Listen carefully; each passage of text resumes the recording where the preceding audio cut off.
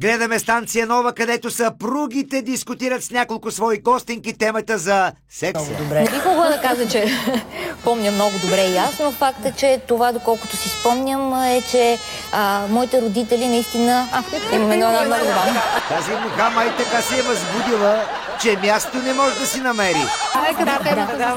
Тя най-вероятно и тя е от любопитните, интересува се от темата. Интересува се и още как.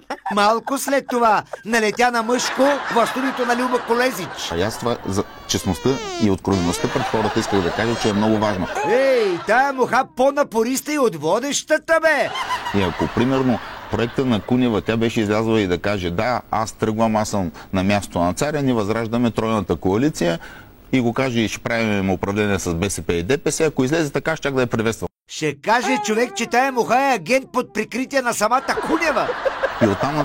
И оттам нататък право в студиото на Бареков. Знаеш колко е прекрасно това след теб да остават хората. Със сигурност е по-добре, отколкото за теб да вървят мухи.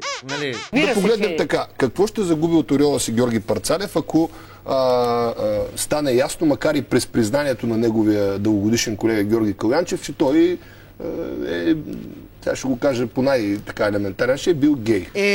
Прекалиха вече с дъвкането на тая тема. Да проветрим малко обстановката с графа. Работил съм си като локален артист в България, но някаква муха. Това не е ли мухата от преди малко? Явно е абонирана за това студио.